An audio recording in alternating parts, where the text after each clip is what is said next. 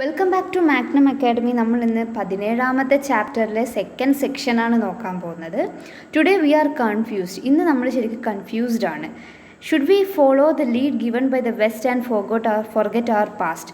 അപ്പോൾ നമ്മൾ ശരിക്കും പറഞ്ഞാൽ വെസ്റ്റേൺസിന് ഫോളോ ചെയ്യണോ നമ്മൾ ഇന്ത്യക്ക് ഉണ്ടായ ഇതൊക്കെ മറന്നിട്ട് നമ്മൾ വെസ്റ്റേൺസിനെ ഫോളോ ചെയ്യണോ, അല്ല or should we try to revive the past glory of India, അല്ലെങ്കിൽ നമുക്ക് ഇന്ത്യക്കുള്ള ആ ഒരു ഐശ്വര്യം നമ്മൾ വീണ്ടെടുക്കാൻ ശ്രമിക്കുകയാണോ വേണ്ടത്. അപ്പം Gandhi should us the right path. അപ്പോൾ ഗാന്ധിജി ഇതിന് വേണ്ടിയിട്ടുള്ളൊരു നല്ലൊരു വഴി, നല്ലൊരു പാത നമുക്ക് കാണിച്ചു തന്നിട്ടുണ്ടെന്ന് സേസ് നെഹ്റു പറയാണ്. In the tumult and confusion of our time, we stand facing both ways, forward to the future and backward to the past, being pulled in both directions. അപ്പോൾ നമ്മൾ ശരിക്കും പഴമയുടെയും പുതുമയുടെയും ഇടയിൽ പഴയത് വേണോ അല്ല പുതിയത് വേണോ എന്നൊരു കൺഫ്യൂഷനാണ് നമ്മൾ ഫോളോ ചെയ്യുന്നത്. ശരിക്കും നമ്മൾ രണ്ട് ഭാഗത്തേക്ക് പഴയത് വേണോ പുതിയത് വേണോ എന്നുള്ളതിൽ അങ്ങോട്ടും ഇങ്ങോട്ടും തള്ളപ്പെട്ടുകൊണ്ടിരിക്കുവാണ്. നമ്മളെ അടിമയാക്കി വെച്ച ആ കാര്യങ്ങളാണോ നമ്മൾ ഫോളോ ചെയ്യേണ്ടത്, അല്ല അത് ഫോളോ ചെയ്യുകയാണെങ്കിൽ നമ്മൾ പാസ്റ്റ് ഉപേക്ഷിക്കണം, നമ്മൾ പഴയ കാര്യങ്ങളൊക്കെ ഉപേക്ഷിക്കേണ്ടി വരുമോ? അപ്പോൾ ശരിക്കും പറയണമെങ്കിൽ പാസ്റ്റിലും പ്രസൻറ്റിലും ഒരുപാട് പോസിറ്റീവ്സും ഉണ്ട് നെഗറ്റീവ്സും ഉണ്ട്. അതായത് പഴയ കാലത്തും ഉണ്ട് ഒരുപാട് നല്ല കാര്യങ്ങൾ, ഒരുപാട് മോശ കാര്യങ്ങൾ. അതുപോലെ തന്നെ പുതിയ കാലത്തും ഉണ്ട് നല്ല കാര്യങ്ങളും മോശം കാര്യങ്ങളും. അപ്പോൾ ഏത് നമ്മൾ ഇതിൽ ഫോളോ ചെയ്യണം എന്നുള്ളതാണ് ചോദ്യം. How can we resolve this conflict and evolve a structure for living with fulfils our material needs and at the same time sustain our mind and spirit. അപ്പോൾ ഈ ബ്രിട്ടീഷുകാർ ഇന്ത്യ വിട്ടു പോകുന്ന സമയത്ത് എക്കണോമിക്കലി ആയിക്കോട്ടെ കൾച്ചറലി ആയിക്കോട്ടെ ശരിക്കും ഇന്ത്യ ഒരു വട്ടപൂജ്യമായിരുന്നു. ആ സമയത്ത് ഒന്നുമില്ലാത്തൊരവസ്ഥയായിരുന്നു. അപ്പോൾ ഈ ഒരു സിറ്റുവേഷനിൽ നമ്മൾ എങ്ങനെയാണ് മെറ്റീരിയൽ നീഡ്സൊക്കെ സാറ്റിസ്ഫൈ ചെയ്യുക, അപ്പോൾ എങ്ങനെയാണ് നമ്മൾ കുറച്ച് ഡെവലപ്മെൻറ്റിനൊക്കെ എങ്ങനെയൊക്കെയാണ് ചെയ്യുക? ശരിക്കും ഇന്ത്യയുടെ സമ്പത്തൊക്കെ അവർ കൊള്ളയടിച്ച് കൊണ്ടുപോവുകയാണ് ചെയ്തത്. അപ്പോൾ നമുക്കൊന്നും തന്നെ ഇല്ല. അപ്പോൾ ഇത്രയും ജനങ്ങളെയും ഇത്രയും വിസ്തൃതമായിട്ടുള്ള ഈ ഏരിയയൊക്കെ നമ്മൾ മുന്നോട്ട് നയിക്കണമെങ്കിൽ നമ്മൾ വട്ടപൂജ്യത്തിൽ നിന്ന് തന്നെ തുടങ്ങേണ്ടതായിട്ടുണ്ട്. What new ideals or old ideals, varied and adapted to the new world, can we place before our people, and how can we galvanize the people into wakefulness and action? അപ്പോൾ പുതിയ ആശയങ്ങളാണോ പഴയ ആശയങ്ങളാണോ നമ്മൾ ഈ പുതിയ ലോകം ഇവിടെ ഉദ്ദേശിക്കുന്നത് എന്താണ്? നമ്മളെ സ്വതന്ത്രരായിട്ടുള്ള ഇന്ത്യ നമ്മൾ ഫോളോ ചെയ്യേണ്ടത്. അപ്പോൾ എങ്ങനെയാണ് ഈ ഉറക്കം തൂങ്ങിയ ജനതയെ അല്ലെങ്കിൽ ഈ മനസ്സ് മരവിച്ച ജനതയെ ഇതിൽ നിന്ന് മുക്തരാക്കേണ്ടത്, അവരെ ഊർജ്ജസ്വലരാക്കേണ്ടത് അല്ലെങ്കിൽ പ്രവർത്തനത്തിലേക്ക് ഇങ്ങനെ കൊണ്ടുവരേണ്ടത്? അതായത് രണ്ട് കാലഘട്ടത്തിൽ ജനിച്ച വ്യക്തിക്കാണെങ്കിൽ പ്രശ്നമില്ല. അതായത് ഈ നമ്മൾ പഴയ ഇന്ത്യയുടെ കൾച്ചേഴ്സും ഫോളോ ചെയ്തതും അതുപോലെ ഈ കോളനൈസേഷൻ വന്ന സമയത്ത് അവർ ഇത് കൾച്ചർ ഫോളോ ചെയ്താണെങ്കിൽ അത് പ്രശ്നമില്ല. പക്ഷേങ്കിൽ ഈ കോളനൈസേഷൻ നടന്നുകൊണ്ടിരിക്കുന്ന സമയത്ത് ജനിച്ച കുട്ടികൾക്കാണെങ്കിൽ അവർക്ക് ആ പഴയ കാലം അറിയത്തില്ല, ഈ പുതിയ കാലമായിട്ടാണ് അവർ കൂടുതൽ അഡാപ്റ്റഡ് ആയത്. അപ്പോൾ ശരിക്കും പറയണമെങ്കിൽ അവൻ ആ പാസ്റ്റ് എന്താണ്, നമ്മൾ ഇന്ത്യയുടെ യഥാർത്ഥ പാസ്റ്റ് എന്താണെന്ന് അവൻ അറിയുന്നില്ല. അപ്പോൾ എങ്ങനെ നമ്മൾ ജനങ്ങളിലേക്ക് ഈ ആശയങ്ങളൊക്കെ എത്തിക്കും? Change is essential but continuity is also necessary. മാറ്റം അത്യാവശ്യമാണ്, അതുപോലെ തുടർച്ചയും അത്യാവശ്യമാണ്. പെട്ടെന്ന് നമുക്കൊരു കാര്യം മാറ്റം വരുത്താൻ കഴിയില്ല. ഒരു തുടർച്ചയുണ്ടാവണം. നമ്മൾ ജീവിച്ച് പോകുന്നതിൻ്റേതായിട്ടുള്ള ആ ഒരു തുടർച്ച അവിടെ അത്യാവശ്യമാണ്. The future has to be built on the foundations laid in the past and present. അപ്പോൾ നമ്മൾ പാസ്റ്റിനെയും പ്രസൻറ്റിനെയും അടിത്തറ വെച്ചുകൊണ്ട് വേണം നമ്മുടെ ഒരു ഫ്യൂച്ചർ ബിൽഡ് ചെയ്യാൻ. നമ്മുടെ ഭാവി നമ്മൾ ഉണ്ടാക്കണമെങ്കിൽ അത് പാസ്റ്റിനെയും പ്രസൻറ്റിൻ്റെയും ഒരു അടിത്തറ ഉണ്ടായിരിക്കണം അവിടെ. To deny the past and break with it completely is to uproot ourselves and sapless dry up.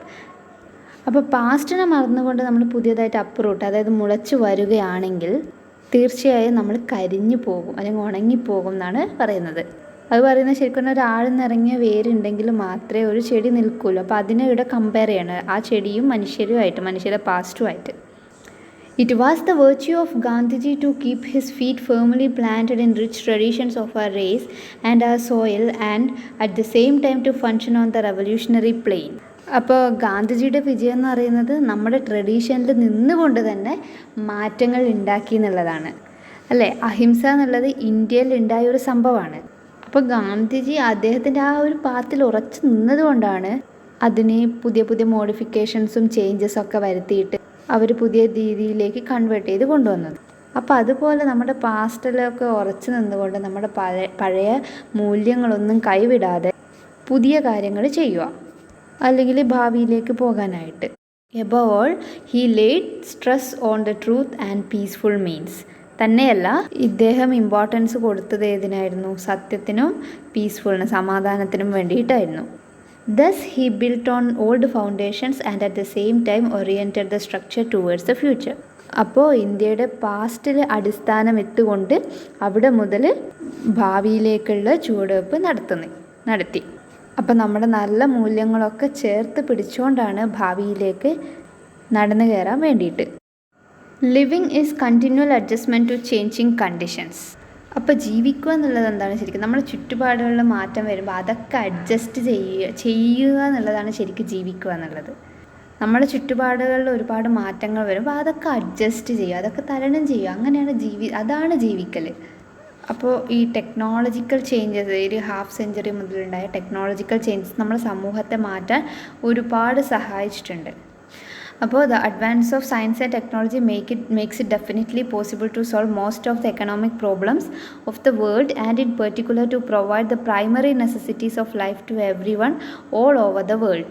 അപ്പോൾ ഈ ടെക്നോളജി ഒക്കെ നമുക്ക് എന്താണ് ജീവിക്കാൻ, സയൻസ് ആൻഡ് ടെക്നോളജി ഒക്കെ നമുക്ക് ജീവിക്കാനുള്ള ലൈഫ് കുറച്ച് എളുപ്പമാക്കാനുള്ള കുറേ വഴികൾ ലോകത്തിലേക്ക് തരുന്നുണ്ട്. The methods adopted will have to depend upon the background and cultural development of a country or a community. അപ്പോൾ ഈ ടെക്നോളജി അല്ലെങ്കിൽ ഈ മെത്തേഡ്സ് ഒക്കെ എന്ത് ചെയ്യുക, നമ്മളെ ബാക്ക്ഗ്രൗണ്ട് ഡിപ്പെൻഡ് ചെയ്തുകൊണ്ട് അതായത് കൾച്ചറൽ ഡെവലപ്മെൻറ്റ്, ഒരു കൺട്രിയുടെയും അല്ലെങ്കിൽ ഒരു കമ്മ്യൂണിറ്റിയുടെ ഒക്കെ ഡെവലപ്മെൻറ്റിന് സഹായിക്കാം. അപ്പോൾ ഇതാണ് സെക്ഷൻ 2. അപ്പോൾ ഇനി നമുക്ക് ഈ സെക്ഷൻ 2ലുള്ള ഇൻഡെക്സ് ക്വസ്റ്റ്യൻസ് നോക്കാം. അപ്പോൾ ആദ്യത്തേത് say whether the following statements are true or false സെക്ഷനാണ്. Nehru is making this speech in a period of stability many years after India won her independence. അല്ല, false. There is confusion and worry in Nehru's mind about the best way forward. True ആണ്. നെഹ്റുവിന് നല്ല confusion ഉണ്ട്, അതാണ് ശരിക്കും ഈ speech. Then Nehru is against change. False ആണ്. നെഹ്റു ചേഞ്ചിന് എഗെയിൻസ്റ്റ് അല്ല. Nehru is a man of science and has faith in powers of technology. True. Then Nehru does not want a complete break with rich traditions of the past. True. Nehru രണ്ടും ആവശ്യമാണ്. പാസ്റ്റും വേണമെന്നുണ്ട്, ഫ്യൂച്ചറും നമ്മളിപ്പോൾ ഉള്ളത് അംഗീകരിക്കുന്നത് വേണമെന്നുണ്ട്. ഇനി അടുത്തത് answer the following questions briefly. അപ്പം question answer സെക്ഷനാണ്. As the Prime Minister of the country, what are the major tasks that Nehru faces? അപ്പോൾ നെഹ്റു എന്തൊക്കെ പ്രശ്നങ്ങളാണ് ഫേസ് ചെയ്യുന്നത്? ഒന്ന് to choose the best structure that will lead the countries to prosperity and progress. അപ്പോൾ എന്താണ് choose ചെയ്യേണ്ടത് എന്നുള്ളതൊന്ന്.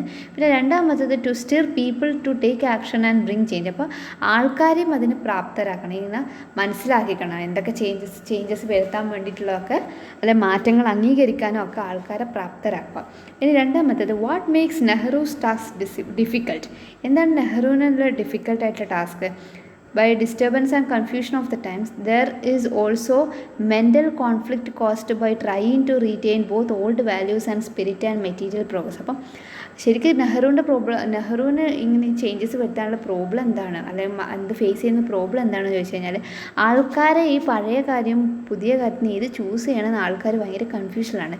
അപ്പോൾ ആ ഒരു പ്രശ്നം പരിഹരിക്കലാണ് ശരിക്കും നെഹ്റുവിനുള്ള ഏറ്റവും വലിയ പ്രശ്നം. ഇനി see what model of change does Gandhiji provide, what are it's advantages. അപ്പോൾ ഗാന്ധിജി എന്താണ് കണ്ടിന്യൂറ്റിയും ചേഞ്ചുമാണ് ഗാന്ധിജി ഉപയോഗിച്ചിരുന്നത്.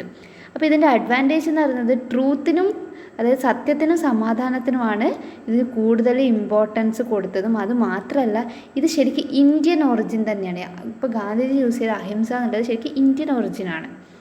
And what model is Nehru for continuity and or change. Nehru ശരിക്കും കണ്ടിന്യൂറ്റി ആണോ ഉപയോഗിക്കുന്നത്, അല്ല ചേഞ്ച് ആണോ? Pick out words and phrases from the text in support of your answer. നമ്മൾ Nehru continuity ആണോ ആഗ്രഹിക്കുന്നത്, അല്ല ചേഞ്ച് ആണോ ആഗ്രഹിക്കുന്നത്, നമ്മൾ ടെക്സ്റ്റിൽ നിന്ന് കണ്ടെത്തുക. അപ്പോൾ Nehru wants both continuity and change ആണ്. നെഹ്റു രണ്ടും ആവശ്യമുണ്ട്. അപ്പോൾ അത് ഏതൊക്കെ സെൻറ്റൻസ് ആണ് വെച്ചാൽ to deny the past and break with its completely is to uproot our selves and saplings dry up. അതൊന്ന്.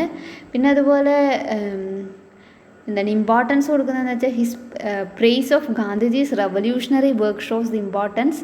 അപ്പോൾ ഇത് പറഞ്ഞു നെഹ്റു ചേഞ്ചിനെ പറയുന്നത് ഗാന്ധിജീൻ്റെ ഇമ്പോർട്ടൻസും അത്. ആൻഡ് അടുത്ത question, what role does Nehru give to science and technology? Nehru സയൻസിനും ടെക്നോളജിക്ക് എന്ത് റോളാണ് കൊടുത്തത്?